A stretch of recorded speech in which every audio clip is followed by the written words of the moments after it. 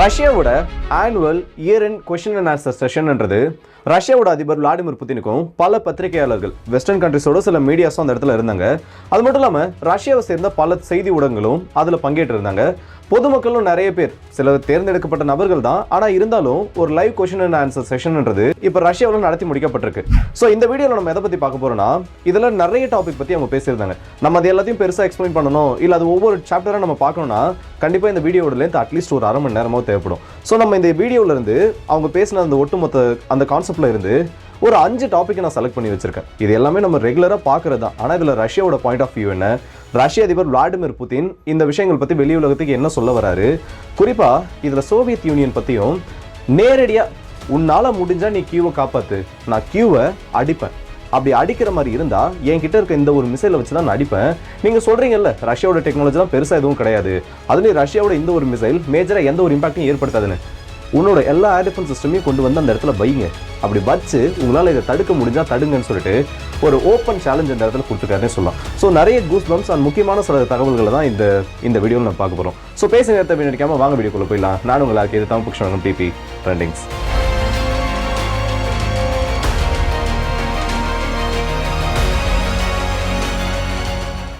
ரஷ்ய அதிபர் Vladimir Putin அவர்களுடைய இந்த Q&A session, question and answer session நடக்கிறதுன்றது ரஷ்யர்களால் எந்த அளவுக்கு பெருசாக பார்க்கப்படுதோ இல்லையோ, வெஸ்டர்ன் கண்ட்ரிஸ்னாலையும் மேற்குலக நாடுகளோட சில ஊடகங்கள், குறிப்பாக சொல்லணும்னா BBC, CNN, New York times, Washington post, இந்த மாதிரி பல ஊடகங்கள் அவங்களும் இதை பற்றின லைவ் ஃபீட்ஸை அவங்களோட நியூஸ் ஃபீடில் போட ஆரம்பிச்சாங்க. ஸோ இதுல இருந்தே தெரியும் ரஷ்யாவை தவிர்த்து ஒரு உலக அரசியல்ன்றது இப்போதைக்கு உலகத்தில் நடத்தப்படாது. ஸோ இப்போ அந்த மீட்டிங்கில் அப்படி என்ன தான் பேசினாங்க, இது ஒரு 2 வாரத்துக்கு முன்னாடி இதை பற்றின அறிவிப்புகளானது வந்துருச்சு. ஆனால் இன்னைக்கு தான் இது அஃபிஷியலாக ஆரம்பிச்சிருக்கு. ஆல்மோஸ்ட் ஒரு 4லேருந்து 5 மணி நேரம் வரைக்கும் ரொம்ப ஒரு பெரிய நிகழ்ச்சியாக நடந்திருக்குன்னே சொல்லலாம். ஸ்டார்டிங்கில் நான் அந்த 5 டாபிக் பார்க்க போகிறேன்னு சொல்லியிருந்தால அது எதுன்னு சொல்லிட்டு ஒவ்வொன்றா சொல்லிட்டு அதில் ரஷ்ய அதிபர் புதின் அவர்கள் என்ன சொன்னார், இதில் நம்மளோட பாயிண்ட் ஆஃப் வியூ இது வரைக்கும் நம்ம பார்த்தது என்ன இருக்குன்றதை பார்ப்போம். ஃபர்ஸ்ட்டு சிரியா, அடுத்தபடியாக பிரிக்ஸ், அடுத்தபடியாக ரஷ்யா உக்ரைன் போர், அதுக்கு அடுத்தபடியாக ரஷ்யாவோட டெக்னாலஜி டெவலப்மெண்ட் அண்ட் ரஷ்யாவோட எக்கானமி, கடைசியாக இருக்கிறது தான் மல்டிபோலார் வேர்ல்டுன்னு சொல்லக்கூடிய அந்த ஒரு கான்செப்ட் அண்ட் அமெரிக்காவோட ரிலேஷன்ஷிப் எல்லாம். ஸோ சிரியாவை பற்றி நம்ம ஃபஸ்ட்டு பார்க்கணும்னா, இப்போ ரஷ்யாவை பற்றி பேசணும் இல்லை இந்த சிரியாவை பற்றி நம்ம எடுத்த உடனே எல்லாருக்கும் வரக்கூடிய கேள்வி ஒன்று தான், ரஷ்யா சிரியாவை விட்டு வெளியேறிட்டாங்க. அவங்களுக்கு 2 பேஸ் அந்த இடத்துல இருக்குது, கெமிம் ஏர் பேஸ் இருக்குது, டார்டஸ் நேவல் பேஸ் இருக்குது. இது 2தோட நிலைமை என்ன, ரஷ்யா இந்த இடத்துல தோத்துட்டாங்களா, ரஷ்யா சிரியா விட்டு ஏன் வெளியேறாங்கன்னு இந்த மாதிரி நம்ம எல்லாருக்குமே கேள்வியானது இருக்குது.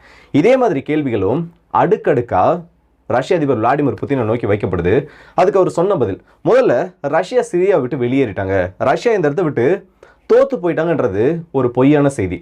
நாங்கள் சிரியாவுக்குள்ளே போனதுக்கு முக்கியமான காரணமே ISIS, அல்கொய்தா போன்ற அமைப்புகளோட வளர்ச்சின்றது சிரியாவுக்குள்ளே ரொம்ப அதிகமாக இருந்துச்சு. கவர்மெண்ட் ஃபோர்ஸஸ்க்கு ஆதரவாக போகணுன்றதையும் தாண்டி சிரியாவுக்குள்ளே இந்த அமைப்புகள் வேரூன்றி வளர்றது ஏற்றுக்க முடியாத ஒரு விஷயம். தீவிரவாதத்தால் ஒரு நாடு அதிகமாக பாதிக்கப்பட்டிருக்குன்னா அதில் ரஷ்யாவை நம்ம முன்னிலைப்படுத்தலாம். ஸோ அந்த ஒரு காரணத்துக்காக தான் அரசுக்கு ஆதரவாக நாங்கள் அந்த இடத்துல களம் இறங்கணும்.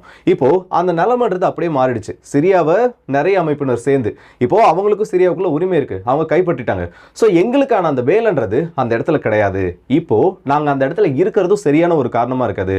எங்களோட வேலை அங்கே முடிஞ்சிருச்சு, அதை நாங்கள் பின்வாங்கிட்டோம். வேலை இல்லாத இடத்துல நாங்கள் எதுக்கு இருக்கணுன்றத ஒரு கேள்வியாக கேட்டிருக்காரு. அது மட்டும் இல்லாமல் அந்த பேசஸோட ஃபியூச்சர் வருங்காலங்களில் அது ரஷ்யாவோட கண்ட்ரோலில் தான் இருக்குமா, இல்லை அதோட ஃபியூச்சரை பற்றி கேட்கப்பட்ட கேள்விக்கு இன்னமும் HTS கிட்ட இருந்தோம் இல்லை சிரியாவோட புது ரூலிங் பார்ட்டி கிட்ட இருந்து எங்களுக்கு அஃபிஷியலான கன்ஃபர்மேஷன் எதுவும் கிடைக்கல. எங்களோட பார்ஷியல் வித்ட்ராவலை நாங்கள் அந்த இடத்துல பண்ணலை. வித்ட்ராவல்ன்ற ஒரு வார்த்தையை அந்த இடத்துல ஒரு பயன்படுத்தலை. எங்களோட ரெகுலர் ரொட்டேஷன்ஸை கொஞ்சம் அந்த இடத்துல வந்து துரிதப்படுத்தியிருக்கோம். ஸோ இதை பற்றின அடுத்த கட்டமாக முடிவெடுக்கக்கூடியது சிரியா தான். அவங்க என்ன முடிவெடுத்தாலும் அதுக்கு நாங்கள் ஆதரவாக இருப்போம். சிரியா மக்களுக்கு அமைதி கொண்டு வரதுக்கு நாங்கள் உறுதுணையாக இருப்போன்ற அவரோட ஒரு கருத்தையும் சொல்லியிருக்காரு. இதில் எனக்கு ஒரு பிடிச்ச விஷயம் என்ன தெரியுமா, இவங்க அந்த இடத்துல தோத்துட்டாங்க, தோக்கலை, இல்லை பின்வாங்கிட்டாங்க, எது வேணா இருக்கட்டும், ஒரு நாட்டில் தனக்கான வேலை இல்லை, இல்லை நம்ம அந்த இடத்துல போன வேலை முடிஞ்சிருச்சுன்னா இந்த மாதிரி வெளியில் கிளம்பி வந்துடணும். சில நாடுகள் மாதிரி ஏதாச்சும் ஒரு இடத்துல கோல்டு ரிசர்வ் கண்டுபிடிச்சா, இல்லை ஏதாச்சும் ஒரு இடத்துல பெட்ரோலியம் ரிசர்வ் அதிகமாக இருக்குன்னா மாஸ் டிஸ்ட்ரக்ஷன் வெப்பன் அந்த இடத்துல இருக்குன்னு சொல்லிட்டு உள்ளே போகாமல் இருக்க வரைக்கும் சந்தோஷம் தான். ஸோ அடுத்தபடியாக இந்த சிரியாவோட போர் இப்போ ஏற்பட்ட அந்த உள்நாட்டு புரட்சியில் அதிகமாக பலன் அடைஞ்சிருக்கிறது இஸ்ரேல் தான். ஆல்மோஸ்ட் 980 ஸ்கொயர் கிலோமீட்டர் வரைக்கும் அவங்க கேப்சர் பண்ணியிருக்காங்க. ஸோ இதில் சிரியாவில் ஏற்பட்ட இந்த ஆட்சி மாற்றம்ன்றது இஸ்ரேலுக்கு ரொம்பவே ஆதரவாக முடிஞ்சிருக்குன்னு சிரியாவோட நிலைப்பாட்டையும் பேசியிருக்காரு. அடுத்தபடியாக அமெரிக்கா ரஷ்யாவோட உறவு தான். அமெரிக்கா ரஷ்யா உறவை பொறுத்த வரைக்கும் இப்போ பிரசிடென்ட்டா தேர்ந்தெடுக்கப்பட்டிருக்க பிரசிடென்ட் டொனால்ட் ட்ரம்ப் கிட்ட நான் எப்போ வேணா பேசுறதுக்கு தயாரா இருக்கேன். இந்த 2 நாடுகளோட நல்லுறவு நீடிக்கிறதுக்கும் இல்ல இந்த 2 நாடுகள் அமைதியை கொண்டு வரதுக்கும் என்ன முயற்சிகள் எடுத்தாலும் நான் அதுல தீர்க்கமா நிக்கிறேன். ரஷ்யாவை யாரெல்லாம் எதிரியா பார்க்குறாங்களோ அவங்க மட்டும்தான் எங்களுக்கு எதிரி. யாரெல்லாம் ரஷ்யாவை நட்பா பார்க்குறாங்க இல்லை யாரெல்லாம் ரஷ்யாவோட சுமூகமான ஒரு போக்கை கடைபிடிக்கணும்னு நினைக்கிறாங்களோ அவங்க எல்லாருமே எங்களோட நண்பர்கள்ன்ற அந்த ஒரு வார்த்தையும் சொல்லியிருக்காரு. அதே மாதிரி NBC ரிப்போர்ட்டர் இவர்கிட்ட ஒரு கேள்வியை கேட்குறாரு. ரஷ்யாவில் பத்திரிகை சுதந்திரம் இல்லை, ரஷ்யாவில் மீடியாஸ் எல்லாம் ஃப்ரீயாக செயல்பட முடியல, சென்சார் பண்ணுறாங்கன்னு சொல்லிட்டு நிறைய பிளேம்ன்றது வைக்கப்படுது, நிறைய குற்றச்சாட்டுகளானது இருக்கு. இதுக்கு நீங்கள் என்ன பதில் சொல்றீங்கன்னு கேட்குறப்போ அதுக்கான பதில் அவர் பக்கமே திருப்பி விட்டுட்டாரு. நீங்கள் வெஸ்டர்ன் பேஸ்டு மீடியா, ஆனால் அமெரிக்கன் பேஸ்டு கண்ட்ரிஸ் இல்லை வெஸ்டர்ன் ஓரியன்ட் கண்ட்ரீஸ்லேயே உங்களுக்கான ரெஸ்ட்ரிக்ஷன்ஸ் இங்கே இருக்கு. இதே மாதிரி ரஷ்யாக்குள்ளே நீங்கள் ஃப்ரீயாக செயல்பட முடியாமல் இல்லை உங்களோட பணிகளுக்கு இடையூறு ஏதாச்சும் ஏற்பட்டிருக்கு நீங்கள் நினைக்கிறீங்களான்னு திரும்ப அவர்கிட்டே கேள்வி கேட்குறாரு. அப்படி கேட்டதுக்கு இல்லை நாங்கள் இங்கே ஃப்ரீயாக இருக்கோம் அந்த ரிப்போர்ட்டர் கிட்ட இருந்தே ஒரு பதிலானது வருது. ஸோ சிம்பிளாக கேள்வியை கேட்ட நபர்கிட்டயே ஆன்சர்ன்றது வந்துருச்சு. ரஷ்யாவிலையும் சென்சார்ஷிப் இருக்குதான். நான் ரஷ்யா ஊடகங்களுக்கான ஒரு சொர்க்கம் அப்படியெல்லாம் சொல்லவே மாட்டேன். எந்த ஒரு நாட்டிலையும் அப்படி கிடையாது, எந்த ஒரு நாட்டிலையும் அப்படி கிடையாது. ஸோ ரஷ்யா மட்டும் இதுக்கு விதிவிலக்கும் கிடையாது. ஆனால் apart from western medias, western கண்ட்ரீஸில் அவங்க ஃபேஸ் பண்ணுற அந்த பிரச்சனைகளை விட ரஷ்யாக்குள்ளே ஃபேஸ் பண்ணுறது ஓரளவுக்கு கம்மி, குறிப்பாக இந்த மிடில் ஈஸ்ட் இஷ்யூஸை பொறுத்த வரைக்கும். ஸோ அமெரிக்கா ரஷ்யா ரிலேஷன்ஷிப்பை பற்றி இப்போ இப்படி பேசிட்டு கடைசியாக எக்கானமியை பொறுத்த வரைக்கும் கடந்த ஒரு 3 வருஷத்தில் குறிப்பாக இந்த ரஷ்யா உக்ரைன் போர் ஆரம்பிச்சதுக்கப்புறமா டோட்டல் எக்கானமிக் க்ரோத், ஒட்டுமொத்த பொருளாதார வளர்ச்சின்றது அமெரிக்காவில் 3.8 5.2% வரைக்கும் ஃப்ளக்சுவேட் ஆக ஆரம்பிச்சிருக்கு. இது அமெரிக்காவுக்கு ஒரு ஸ்டேபிளான க்ரோத் தான். ரஷ்யாவை பொறுத்த வரைக்கும் 5.4% 6.3% வரைக்கும் இவங்களோட எக்கானமி, அதாவது எங்களோட எக்கானமி வளர ஆரம்பிச்சிருக்கு. எங்களுக்கு இந்த ரஷ்யா உக்ரைன் போருக்கு அப்புறம் ஸ்டேபிளாக எக்கானமி ரேப்பிடாக ரைஸ் ஆகுதுன்றதையும் இந்த இடத்துல பதிவு பண்ணியிருக்காரு. ஆனால் அதே நேரத்தில் இந்த ரஷ்யா உக்ரைன் போரை இன்னும் நீளமாக இழுத்துட்டு இருக்க ஐரோப்பாவோட அந்த ஒட்டுமொத்த வளர்ச்சின்றது 0.8% 1.3% இருக்குன்றதையும் இந்த இடத்துல பதிவு பண்ணியிருக்காரு. ஸோ எக்கானமி வைஸ் பார்த்தோன்னா ரஷ்யா ரொம்பவே வேகமாக வளர்ந்துட்டு இருக்காங்க. எங்களோட வளர்ச்சிக்கு காரணம் ரஷ்ய மக்களோட அந்த ஒற்றுமை தான். ரஷ்யர்கள் ரொம்பவே தேசபக்தியோடு இருக்காங்க. அந்த மக்கள் நினைக்கிறதால மட்டும்தான், இல்லை அவங்க இந்த அளவுக்கு சப்போர்ட்டாக இருக்கிறதுனால மட்டும்தான் எங்களால் இந்த அளவுக்கு வேகமாக வளர முடியுதுன்றதையும் இந்த இடத்துல அவர் பேசியிருக்காரு. அடுத்தபடியாக பிரிக்ஸை பற்றி பேசியிருக்காரு. பிரிக்ஸுக்கும் ரஷ்யாவுக்கும் நடுவில் நிறைய ஒற்றுமைகள் பிரிக்ஸ் நாடுகளுக்குள்ளே இருக்குது. ஆனால் அவங்களுக்குள்ள பல பிரச்சனைகளும் இருக்குது. ஆனால் பிரிக்ஸ் ப்ளஸ்ஸாக மாறப்போகுது. இன்னும் நிறைய நாடுகள் உள்ளே சேர போகிறாங்க. அமெரிக்காவை பொறுத்த வரைக்கும் பிரிக்ஸை டாலரை அழிக்க ஒரு அமைப்பாக பார்க்குறாங்க. இந்த இடத்துல நாங்கள் யாரோட கரன்சியும் இங்கே டீவேல்யூ பண்ண போகிறது கிடையாது, இல்லை யாரோட கரன்சியோட அந்த மார்க்கெட் வேல்யூ நாங்கள் குறைக்க போகிறது கிடையாது. எங்களுக்கு தேவை எங்களோட கரன்சிக்கும் ப்ராப்பரான ஒரு வேல்யூவை கொடுங்க. ஒரு $US எடுத்தோன்னா நம்ம இந்திய ரூபாயோட மதிப்பு ஆல்மோஸ்ட் 90 ரூபாய் நெருங்கிருச்சு. அதே மாதிரி தான் ரஷ்யாவோட ரூபிலுக்கும் சைனாவோட கரன்சிக்கு இந்த மாதிரி எல்லா நாடுகளுக்கும் பிரச்சனை இருக்கு. டாலரை மட்டுமே வச்சு இந்த இடத்துல பொலிட்டிக்ஸ் பண்ணக்கூடாது. ஒரு நாட்டோட கரன்சிக்கு இவ்வளோ வேல்யூ வச்சு மற்ற நாடுகளோட கரன்சி அதுக்கு நிகராக இல்லாதப்போ அந்த இடத்துல பவர் இம்பேலன்ஸ்ன்றது ஏற்படுது. அதை தான் மாற்றுறதுக்கு நாங்கள் முயற்சி பண்ணிட்டு இருக்கோம். மற்றபடி பிரிக்ஸ்ன்றது ஒரு நாட்டுக்கு, குறிப்பிட்ட ஒரு நாட்டை டார்கெட் பண்ணுறதுக்கோ இல்லை குறிப்பிட்ட ஒரு கரன்சியை டார்கெட் பண்ணுறதுக்கோ எங்களால் உருவாக்கப்படலைன்று அதை பற்றின ஒரு தெளிவான விளக்கத்தையும் கொடுத்துருக்காரு. ஆக்சுவலாக இந்த இடத்துல இந்த விளக்கங்கள்லாம் தேவையில்லாத ஒன்று. பிரிக்ஸ்ன்றது உருவாக்கப்பட்டதே குளோபல் சவுத் இல்லை இந்த ஈஸ்ட் சைட் நேஷன்ஸை ஒன்றா சேர்க்கணும். உலகத்தில் டாலர் மட்டுமே ஒரு ஹையர் பொசிஷனில் இருக்குதுன்றதை மாற்றணுன்றது மட்டும்தான். என்னதான் எக்ஸ்ப்ளனேஷன் கொடுத்தாலும் பிரிக்ஸ் கூட்டமைப்பு எதுக்காக உருவாக்கப்பட்டுச்சு, இல்லை பிரிக்ஸ் டாலருக்கு எந்த அளவுக்கு பெரிய யமனாக மாறிட்டுங்கிறது எல்லாருக்குமே தெரிஞ்ச விஷயம் தான். உண்மையை சொல்கிறேன், பிரிக்ஸில் இருக்க நாடுகள் மட்டும் அவங்களுக்குள்ளே இருக்க பிரச்சனையை பேசி முடிச்சு எல்லாரும் ஒத்துமையாக ஒரே நேர்கோட்டில் நின்னாங்கன்னா டாலராவது அமெரிக்காவாவது டாலரை வீழ்த்திட முடியும்னு சொல்லலை, ஆனால் டாலருக்கான வேல்யூவை குறைக்க முடியும். டாலருக்கான வேல்யூ குறைக்குதுன்றதையும் தாண்டி அந்தந்த நாடுகளோட கரன்சியோட வேல்யூவை எல்லா நாடுகளாலையும் கண்டிப்பாக ஏற்ற முடியும். ஆனால் இது இந்த இடத்துல ஒரு பெரிய டஃப்பான டாஸ்க். ஸோ ரஷ்யா உக்ரைன் போர் இதுதான் ரொம்ப மெயினான ஒரு டாபிக். கூட ரஷ்யாவோட டிஃபென்ஸ், ரஷ்யாவோட மிசைல்ஸை பற்றி இதிலே சேர்த்து முடிச்சிருவோம். ரஷ்யா உக்ரைன் போரில் எப்போ தான் அமைதின்றது வரும், எப்போ தான் ஜெலன்ஸ்கியோட கவர்மெண்ட் கிட்ட நீங்கள் நெகோசியேஷனுக்கு ரெடியாக இருப்பீங்கன்னு பல கேள்விகளானது கேட்கப்பட்டுச்சு. சிம்பிளாக ஒரே ஒரு பதில் சொல்கிறாரு. இந்த பொலிட்டிக்ஸ் இல்லை ஒரு நாட்டோட அரசு நடக்கிறதே நெகோசியேஷன்ன்ற ஒரு கான்செப்டை பேஸ் பண்ணி தான். Negotiation is art of politics. அதாவது பேச்சுவார்த்தைகளும் சமரசங்களும் மட்டும்தான் ஒரு நாட்டோட வளர்ச்சி பாதைக்கு கொண்டு போகும். இந்த இடத்துல நாங்கள் பேச்சுவார்த்தைக்கு தயாராக இல்லைன்னு யாருமே சொல்லலை. நாங்கள் பேச்சுவார்த்தைக்கு எப்பயுமே ரெடியாக தான் இருக்கோம்.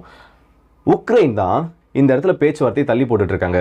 இதுக்கு நான் இன்னொரு எவிடன்ஸையும் கொடுக்குறேன், இல்லை இன்னொரு காரணத்தையும் சொல்கிறேன். 2022 இஸ்தான்புல்ல வச்சு இந்த பிரச்சனை எங்களால் முடிச்சிருக்க முடியும். ஆனால் அப்போதைய யூகேவோட பிரைம் மினிஸ்டர் போரிஸ் ஜான்சன் நேரடியாக கியூவுக்கு வந்து உக்ரைனோட அதிபர் ஜெலன்ஸ்கிக்கு எக்கச்சக்க வாக்குறுதிகளை கொடுத்து, அதிகமான பொய்யான வாக்குறுதிகளை கொடுத்து, கடைசி உக்ரைனியர் விழுற வரைக்கும், கடைசி உக்ரைனியர் சரண்டர் ஆகிற வரைக்கும் இந்த யுத்தத்தை நாங்கள் நிறுத்த மாட்டோன்னு ஒரு தப்பான கணக்கு போட்டதுனால தான் இந்த அளவுக்கு யுத்தம் பெருசாக போயிட்டு இருக்கு. இல்லைன்னா இந்த ரஷ்யா உக்ரைன் போர் வெறும் மாதங்கள்ல இல்லை சில நாட்கள்லேயே முடிஞ்சிருக்க வேண்டியது இந்த அளவுக்கு பெருசாக போகிறது காரணம் வெஸ்டர்ன் கண்ட்ரிஸும் ஐரோப்பிய ஒன்றியமே தான் தவிர ரஷ்யா கிடையாது. நாங்கள் இப்போவும் பேச்சுவார்த்தைக்கு தயாராக தான் இருக்கோம். நம்ம நேற்று வீடியோவில் கூட அந்த மார்ஷியல் லாவை பற்றி பேசியிருப்போம். எக்ஸாக்டாக அதே வார்த்தையை இந்த மனுஷனும் சொல்லியிருக்காரு. மார்ஷியல் லா, இந்த மார்ஷியல் அடிப்படையில் கூட ஜெலன்ஸ்கியோட பவரை உக்ரைனுக்குள்ள கண்டிப்பாக எக்ஸ்பேண்ட் பண்ண முடியாது. ஸோ ஜெலன்ஸ்கி திரும்பவும் பிரசிடென்ஷியல் எலெக்ஷனில் நிற்கிறது இல்லை அவர் பவருக்கு வர்றதுக்கு என்ன பண்ணுன்றத அவர் முடிவு பண்ணி பவரை ரீகெயின் பண்ணுற வரைக்கும் எங்களால் ஜெலன்ஸ்கி கிட்ட பேச முடியாது. அதுக்கு நாங்கள் ஜெலன்ஸ்கி கிட்ட பேச மாட்டோம், வேற யார்கிட்டயே தான் எங்களோட கம்யூனிகேஷன்ஸ் வச்சுப்போன்னு கிடையாது. பவரில் இருக்க நபர்கிட்ட பேசணும். இது வந்து எதோட தெரியுமா ஒத்து போகும்? சோவியத் யூனியனுக்கும் நாட்டோவுக்கும் நடுவில் இன்டைரக்டாக ஒரு அக்ரிமெண்ட் இருந்துச்சு. அதாவது ஈஸ்டர்ன் ஜெர்மனியை தாண்டி நாட்டோ எக்ஸ்பேண்ட் ஆகக்கூடாது, அதோட அவங்களோட பங்கு முடிச்சுக்கணும், அதுக்கப்புறம் தாண்ட மாட்டாங்கன்றது தான் சோவியத் யூனியன் கூட நாட்டோவுக்கு இருந்த ஒரு முக்கியமான அண்டர்ஸ்டாண்டிங்னு சொல்லலாம். ஆனால் எப்போ சோவியத் யூனியன் உடஞ்சதோ, சோவியத் யூனியன் தான் உடஞ்சிருச்சு இல்லை, ரஷ்யா கூட எதுக்கு இந்த பேச்சுவார்த்தையை நம்ம காப்பாற்றணும்னு சொல்லிட்டு ஒவ்வொரு நாடாக எக்ஸ்பேண்ட் பண்ணி வந்துட்டு இந்த அளவுக்கு பண்ணிட்டு இருக்காங்க.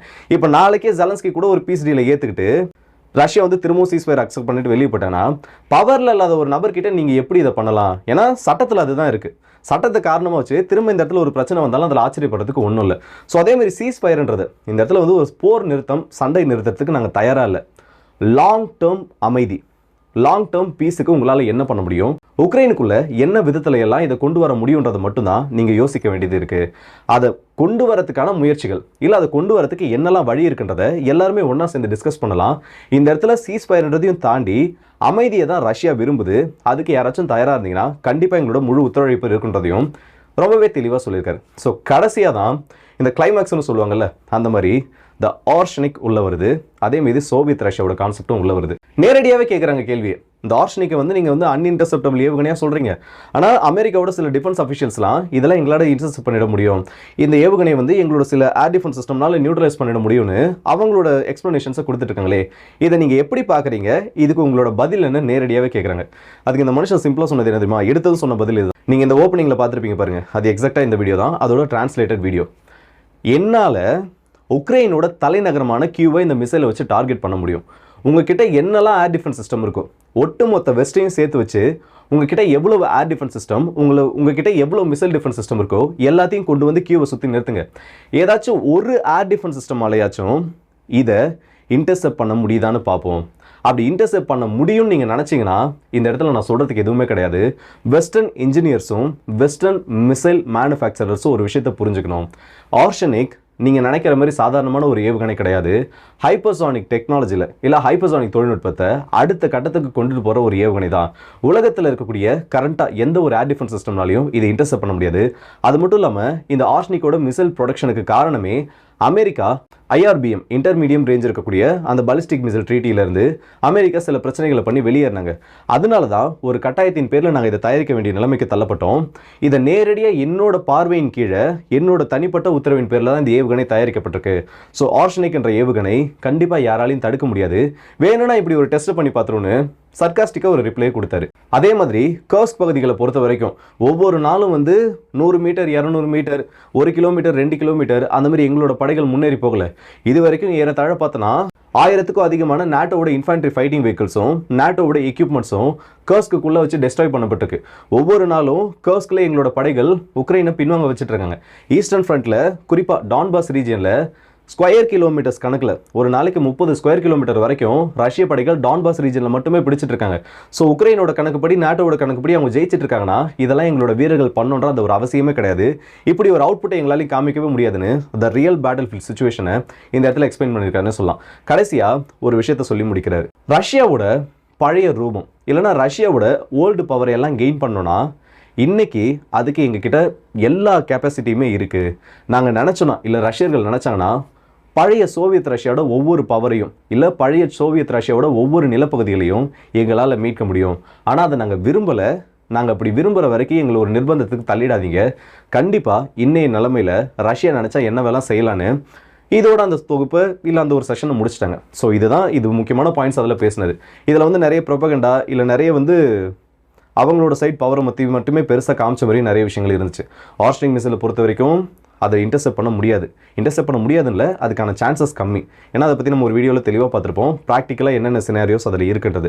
அதையும் தாண்டி இதில் நிறைய விஷயம் வந்து எமோஷனலாக கனெக்ட் ஆனது மட்டும் இல்லாமல் ரியாலிட்டியில் பேட்டில் கிரவுண்டில் நடக்கிற ரியாலிட்டி கூட ரொம்பவே ஒத்து போச்சுன்னு சொல்லலாம். குறிப்பாக கர்ஸ்கில் உக்ரைனுக்கு ஏற்பட்டிருக்கக்கூடிய பின்னடைவு, ஈஸ்டர்ன் ஃப்ரண்ட்டில் டான்பாஸ் ரீஜனில் உக்ரைனுக்கு ஏற்படக்கூடிய பிரச்சனை, உக்ரைனோட ஏர் டிஃபென்ஸ் சிஸ்டம்ஸோட அந்த பிரச்சனை, இது எல்லாத்தையும் ஆல்மோஸ்ட் ரியாலிட்டிக்கு ஒத்து போகிற மாதிரி நிறைய செய்தியானது இந்த ஒரு செஷனில் வந்துருந்துச்சு.